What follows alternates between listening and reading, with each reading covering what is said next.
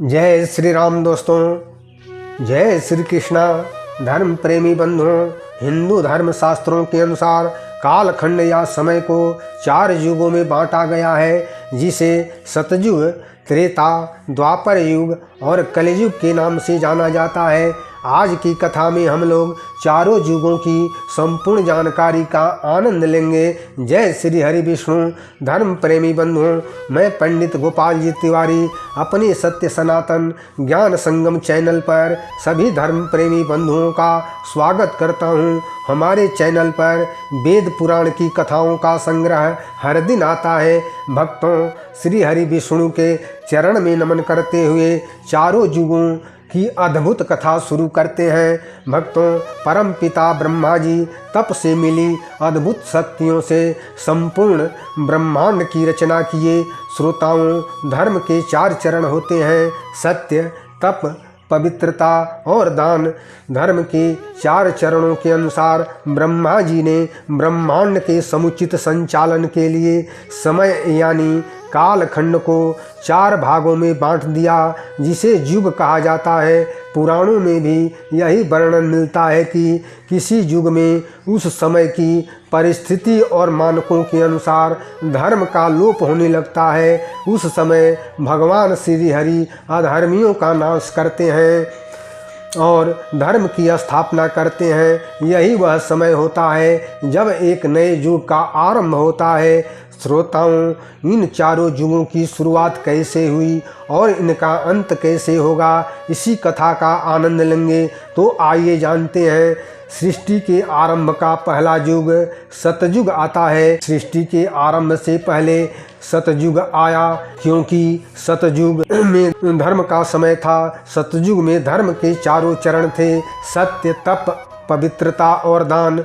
सतयुग की आयु देवताओं के समय के अनुसार 48 दिव्य वर्ष होती है, जो कि मानव वर्ष के अनुसार 17,28,000 वर्ष की होती है। भक्तों, ऐसा माना जाता है कि सतयुग में मनुष्य की आयु 1,00,000 वर्ष होती है। साथ ही सतयुग में मनुष्य की लंबाई 200 फीट के लगभग होती थी। इस युग में पाप की मात्रा 0% तथा पुण्य की मात्रा 100% होती है। सतयुग में विष्णु के 4 अवतार हुए: पहला मत्स्य अवतार, दूसरा बाराह अवतार, तीसरा कश्यप अवतार और चौथा नरसिंह अवतार। सतयुग में देवता और दानव अलग अलग लोक में रहते थे, जैसे देवलोक में देवता तथा असुर लोक में दानव।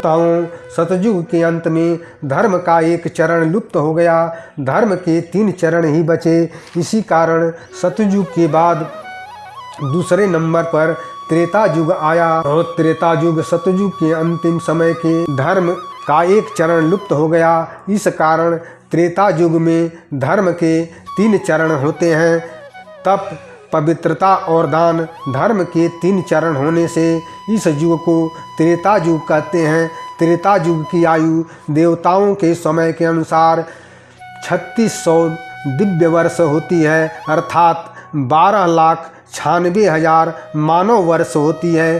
त्रेता युग में मनुष्य की आयु 10,000 वर्ष होती है। त्रेता युग में मनुष्य की लंबाई 100 से 150 फीट होती है।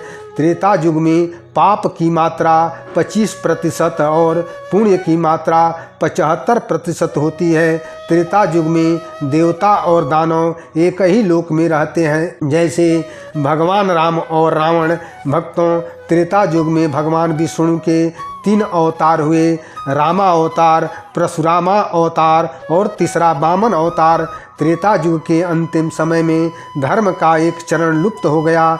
धर्म के केवल 2 चरण ही बचे: पवित्रता और दान। द्वापर युग में धर्म के केवल 2 चरण ही बचे। इसी कारण इस युग को द्वापर युग कहते हैं। ये 2 चरण हैं: पवित्रता और दान। द्वापर युग की आयु देवताओं के समय के अनुसार 2400 दिव्य वर्ष होती है, अर्थात 84,000 मानव वर्ष होती है। द्वापर युग में मनुष्य की आयु 1,000 वर्ष होती है। द्वापर युग में मनुष्य की लंबाई 50 से 75 फीट होती है। द्वापर युग में पाप की मात्रा 50% तथा पुण्य की मात्रा 50% होती है और पाप और पुण्य बराबर होते हैं। द्वापर युग को युद्धों का युग भी कहा जाता है। द्वापर युग में देवता और दानव एक ही परिवार में रहते थे, जैसे युधिष्ठिर और दुर्योधन। द्वापर युग में भगवान श्री कृष्ण और बलराम के रूप में अवतार लिए थे। द्वापर के अंतिम समय में धर्म का एक चरण ही बचा। चौथा कलयुग में धर्म के 3 चरण लुप्त हो गए। सत्य, तप और पवित्रता लुप्त हो गया। धर्म का केवल एक चरण दान बचा हुआ है।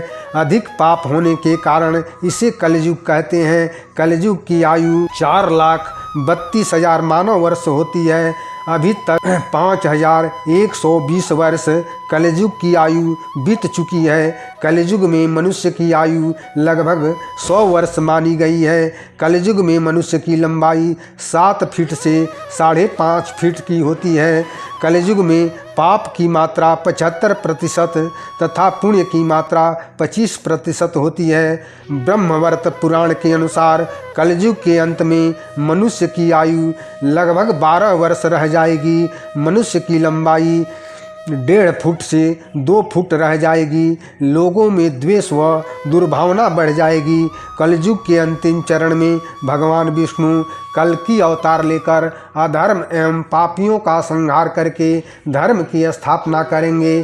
7 चिरंजीवी, पहला हनुमान, दूसरा भगवान परशुराम, तीसरा महर्षि वेदव्यास, चौथा अश्वत्थामा, 5वां राजा बलि, 6वां विभीषण, 7वां कृपाचार्य कल्कि अवतार के इंतजार में तपस्या कर रहे हैं। 7 चिरंजीवी कल्कि भगवान के साथ मिलकर अधर्म को मिटाकर धर्म की स्थापना करेंगे। कलयुग की समाप्ति के साथ 27 कल्प का समय पूरा हो जाएगा। आने वाले सतयुग के साथ 28वां कल्प शुरू होगा। जय श्री राम। भक्तों, चारों युगों की पवित्र कथा अगर अच्छी लगे तो शेयर करें और चैनल को सब्सक्राइब जरूर करें। जय श्री राम।